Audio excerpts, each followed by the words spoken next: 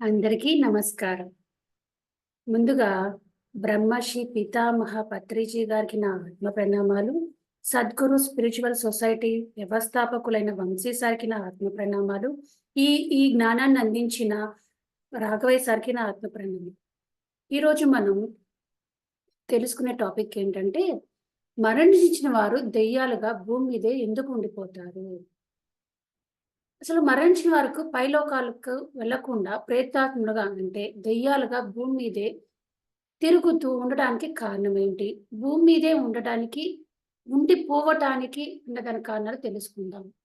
ఇవి తెలుసుకుంటే మీ జీవితం కూడా ఇవి తప్పులు చేయకుండా నష్టపోకుండా ఉంటారు.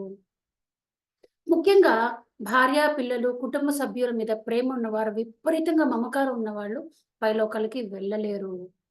తర్వాత చనిపోయిన తర్వాత అందరూ దుఃఖంతో బాధపడుతూ, ఏడుస్తూ ఉంటే, వీడు ఏం ఆలోచిస్తా అంటే, అయ్యో! నేను వెళ్ళిపోతే వీళ్ళేమైపోతారు? వీళ్ళ పరిస్థితి ఏంటి? అని బాధతోనే అతడు భూలోకంలోనే ఉండిపోతాడు. నేనిక్కడే ఉండిపోతాను. నేనెళ్ళిపోతే ఇట్లా ఉంటే వాళ్ళెవరు చూసుకుంటారు? వాళ్ళు ఏడుస్తూ ఉన్నారు అనే బాధతో వాళ్ళిక్కడే ఉండిపోతారు. ఎందుకంటే ఎంత బాధపడుతున్నారు వాళ్ళని వదిలేసి నేను వెళ్ళిపోవాలా? అని ఫీలవుతాడు. పైనుంచి వచ్చిన సహాయకులు ఎంత చెప్పినా, ఎంత బోధించినా వినడు. అర్థం చేసుకోడు. మొండిగా నేను రాను అక్కడే ఉండిపోతానని చెప్తారు. అందుకే పెద్దవాళ్ళు ఎవరు చెప్తారు? ఏమని చెప్తారంటే, ఎవరైనా చనిపోతే ఏడవద్దు అంటారు. సహజంగా ఎవరికి ఎటువంటి వారికైనా బాధ ఉంటుంది. ఏడుపొస్తుంది. అందుచేత పత్రి గారు ఏమంటారంటే, కాసేపు ఏడవండి. మీలో ఉన్న ఎమోషన్స్ మొత్తం వ్యక్తం చేయండి. బాధపడటం తప్పు కాదు.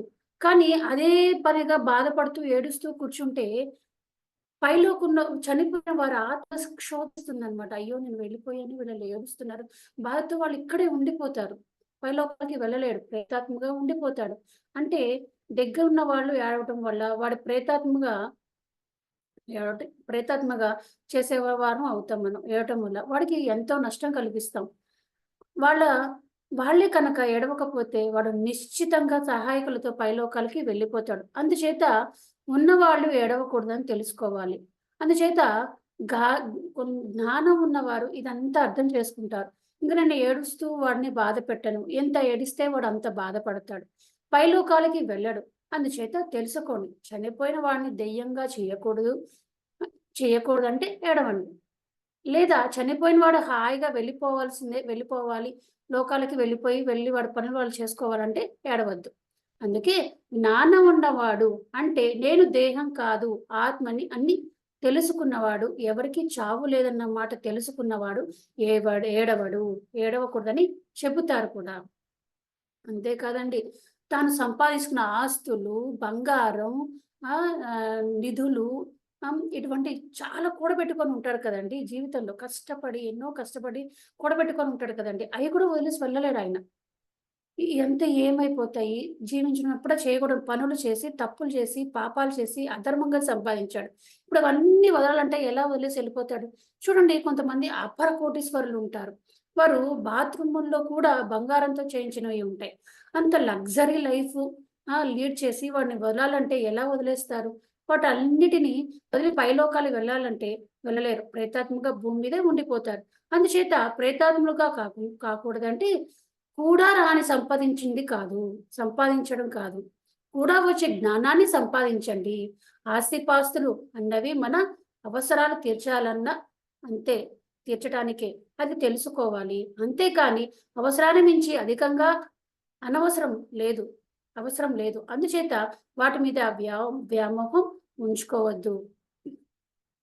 ఇంకా ఒకవేళ అవసరాన్ని మించి మీరు బాగా సంపాదించి ఉన్నట్లయితే వాటిని పైలోకాలకి మీకు అంటే ఆత్మకు లభించే ఆత్మ సేవలకి ఉపయోగించండి. శరీరం వదిలిన తర్వాత ఆ సేవలు మీకు ఎంతో లాభం చేకూరుతాయి. అంతేకాదు భూమి మీద ప్రేతాత్మగా ఉండిపోవటానికి మరిన్ని కారణాలు తెలుసుకుందాం.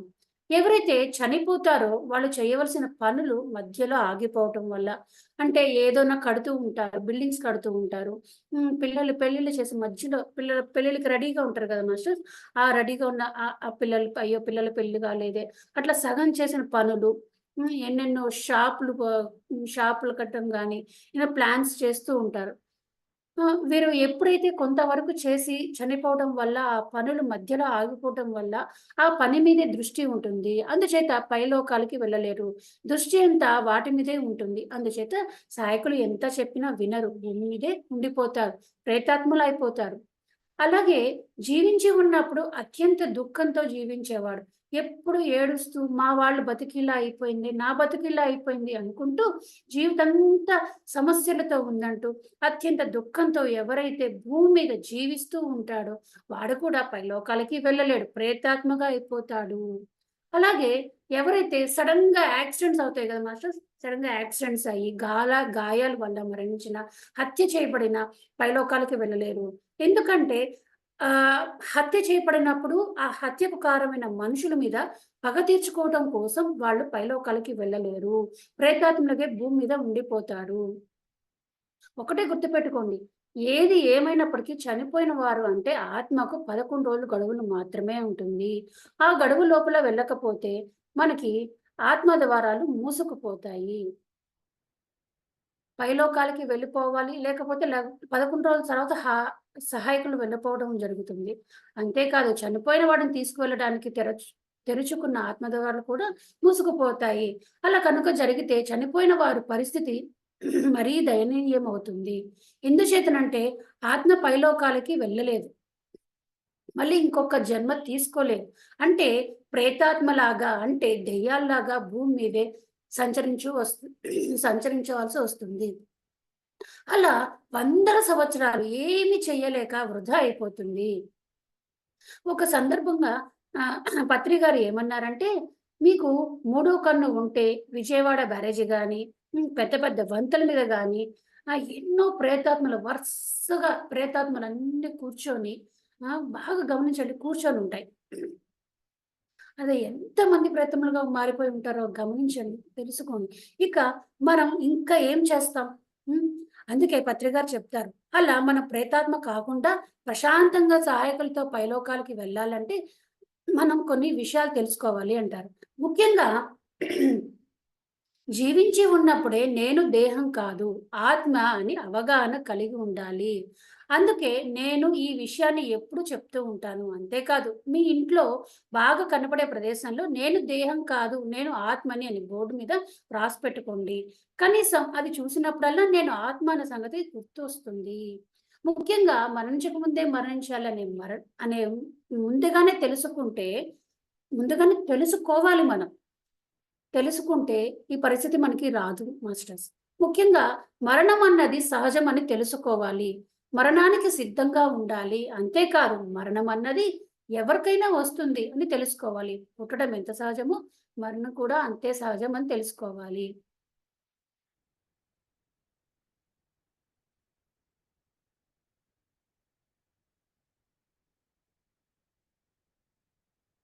పుట్టినా శుభ్రం చేసుకోవాలి, మరణించినా శుభ్రం చేసుకోవాలి అంటారు. ఆత్మలైన మనం శరీరాన్ని వదలటం అన్నది అనివార్యం అని తెలుసుకోండి. అందుకే గీతలో పుట్టినవాడు గిట్టకమానడు, గిట్టినవాడు పుట్టకమానడు అని చెప్పబడింది. అందుచేత మరణం అన్నది సహజం అని తెలుసుకోవాలి. ఈ మరణానికి ఎప్పుడూ సిద్ధంగా ఉండాలి.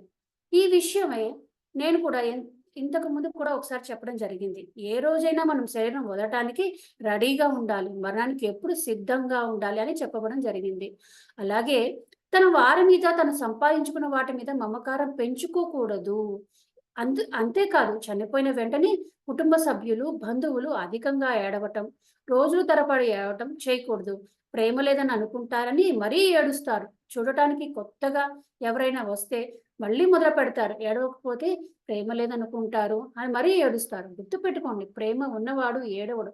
చనిపోయిన వాడి శ్రేయస్సు కోరేవాడు, వాడి లాభం కోరేవాడు, వాడు నష్టపోకూడదని చేయాలనుకున్నవాడు ఏడవడు. ఎంతసేపు ఈ జీవితం తాత్కాలికమన్న అనుభవాలు, పాఠాలు నేర్చుకోవడానికే ఈ జీవితం అని తెలుసుకోవాలి. అందుచేత తెలుసుకోండి మనకి మరణం లేదు. మరణం అన్నది అంతం కాదు. మరణం అన్నది మళ్ళీ భూమి మీదకి రావటానికే. మరణం అన్నది ఒకరి విడిచి మరణమన్నది ఒక ఒక విడిచి సమయం మాత్రమే అని బాగా గుర్తుపెట్టుకోండి. మరణం అంటే శరీరాన్ని, ప్రదేశాన్ని మార్చడం తప్ప ఇంకేమీ కాదు. ఈ అవగాహన, ఈ జ్ఞానం మీకుంటే చనిపోయిన తర్వాత మీరు భూమి మీద ఉండరు. ప్రేతాత్మలు అవ్వరు. ఆ సహాయకులతో చక్కగా పైలోకాలకి వెళ్ళిపోతారు. అందుచేత ఇవన్నీ ఎంత అవగాహన ఉంటుందో మనం అంత లాభం పొందుతాం. అందుచేత మరణానంతరం గురించి ఎన్నో విషయాలు తెలుసుకోవాలి. మాస్టర్స్, మనం కూడా చనిపోయినప్పుడు బాధకుండా మన వాళ్ళు ప్రేతాత్ములుగా ఇక్కడే భూమి మీద ఉండిపోకుండా మన జ్ఞానం తెలుసుకుందాం మాస్టర్స్. Thank you. నెక్స్ట్ ఎపిసోడ్‌లో మనం పర పరంలో ఏ లోకాలు ఉంటాయో తెలుసుకుందాం. Thank you so much masters.